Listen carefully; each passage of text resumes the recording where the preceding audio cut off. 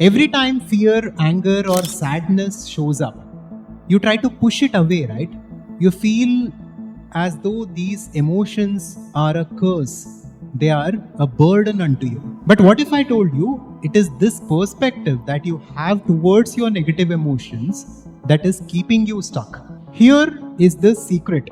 Every negative emotion is carrying a hidden message, and in the next few minutes, I will show you a simple practice that can flip your relationship with emotions forever, especially the negative emotions.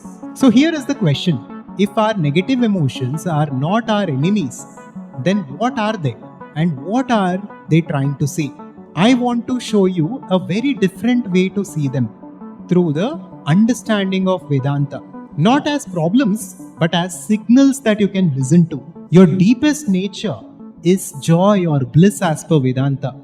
And when you listen to this, and when you understand this video properly, every negative emotion will point you back to that and will take you there. So let's start with the exact message that the negative emotions are trying to convey to us. The Adhvaitha channel is about consciousness and conscious creation. Here we explore Vedanta and various other ancient teachings from India to understand the nature of reality and to consciously create our lives. Part 1 is about the hidden message in negative emotions. When emotions feel heavy, they are not random accidents. They carry a hidden signal from deep inside you. What we usually call negative emotions, that are anger, fear, sorrow, are not punishments. They are simply messages. From childhood, we hear that feeling bad means something wrong is with us. So when sadness comes, when anger comes, we feel as though we are broken and we are cursed with this nature and with these emotions. But actually, they are a profound gift. They are very, very valuable, and you will change your entire perspective on this today. Now, before we go there, let's briefly understand the primary premise of Advaita Vedanta. Vedanta says our true nature is consciousness and it is bliss. Satchit Ananda is the word that is used. Is a term that is used to describe our own true nature. And Ananda means infinite bliss or joy or fulfillment. So joy or fulfillment or that happiness is our true nature, here and now, right at this moment. Now, if this is the case, then what are the negative emotions that we feel? Now, to understand this, let us look at an example. Think of driving a car in the reverse mode. If a pole is behind you, a beeping sound alerts you. That sound does not mean the car is broken. It simply gives a warning so that you do not go in the wrong direction. In the same way, emotions are like the beeps from your inner system. They are signals, not punishments. Let's take an example here. You look at someone who is more successful than you and you feel jealous. And then you set a goal to achieve something big, and maybe something within you says, I'm not capable of that. I cannot do that. And immediately you feel a sense of negative bhava, negative state of being emerging. It can be sadness, it can be jealousy, it can be scarcity, and so on. And this sadness and this jealousy is not your nature. It is simply a consequence of your thoughts. And more importantly than that, we can begin to use them in a very special way for our evolution. Whenever we feel these negative emotions, immediately tell yourself that I'm thinking wrong. This is not the right thought. That is why these negative emotions emerged. These negative emotions are indicators, which is trying to tell me that I'm thinking in the wrong direction, I'm going in the wrong direction.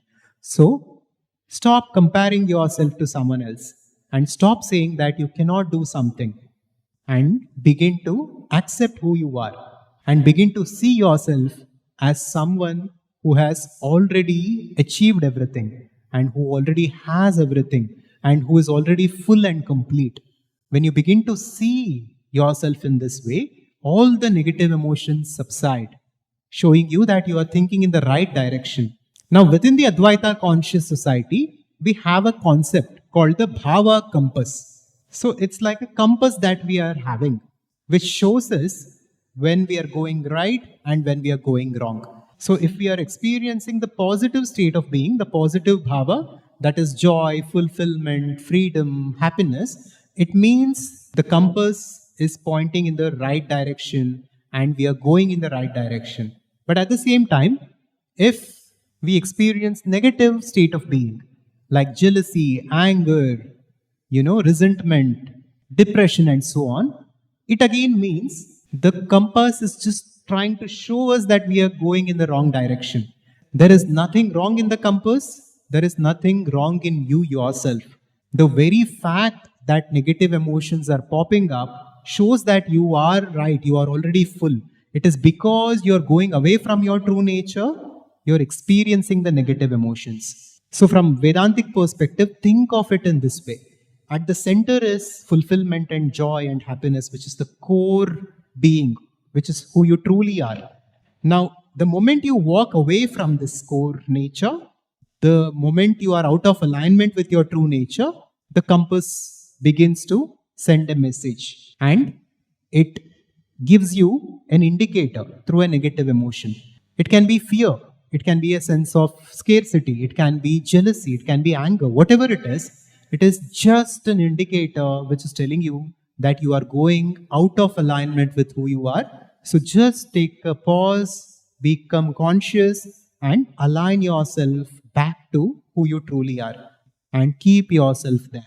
Many years ago, I was listening to the lecture of Abraham Hicks, and she spoke of a concept called emotional guidance system. And it deeply resonated with me. And later on, when I began studying Vedanta and when I explored Vedanta deeply, it made even more sense. Where Vedanta told me that my own nature is infinite bliss.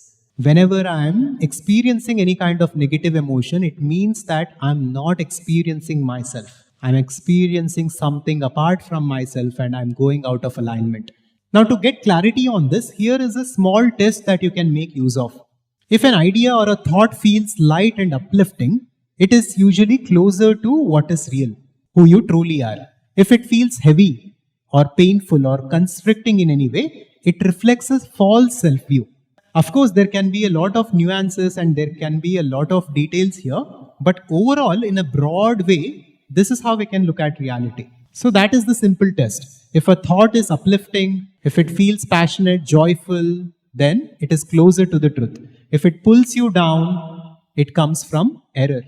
And at this point, you can also take a look at this, the map of consciousness that was developed by David R. Hawkins, where he speaks of different states in consciousness. And there are the lower survival paradigm, and then there is the neutral zone, and then there are the higher states in consciousness, and after all that is enlightenment, beyond which, as per Vedantic view, is the infinite consciousness, which is beyond description or words. So that is our true nature, and the farther we are from that, the more bad we feel, the more worst we feel about ourselves and this world. The closer we are to the source and ourselves, the more good we feel, the more joyful and blissful we are. It is actually as simple as that. Now with this, let's come to an important point, which is the conscious creation mantra of Advaita Conscious Society. Now we have different foundational and guiding principles within ACS, and one such principle is Yad Bhavam Tad Bhavati, which means however your state of being is, such a kind of life you're creating for yourself. Now, why is this important to understand? This is important because when you feel a certain way, it is not only that you are experiencing that state of being, but you are also propagating that state of being for the future. You are attracting and you are bringing to yourself different circumstances, events, situations, people based on your bhava or state of being. Yad bhavam tad bhavati means however your state of being is, such a kind of life you're creating for yourself. And if you can just memorize this verse, just do it. Yad bhavam tad bhavati. However my state of being is, such a kind of life I am constantly creating for myself. If you just remember this verse and apart from it, the bhava compass that I spoke of, you can navigate these negative emotions in a beautiful way and use them in a productive way, like tools for your spiritual growth and evolution. And finally, remember this simple truth: your negative emotions are not signs of your weakness. In fact, they are simply indicators, which is indicating you that you are in misalignment. And whenever any heavy feeling appears, you can follow these small steps. First, pause and ask what belief or thought this emotion is pointing towards. Then thank that emotion. Show gratitude to that negative emotion and let it guide you. And then let go of it. So that is all that you need to do. Whenever a negative emotion comes, just stop, take a step back, and become aware, become conscious. See where that negative emotion is pointing toward. What thought or what belief is behind that negative emotion. That is what you need to address, and that is what you need to be conscious of.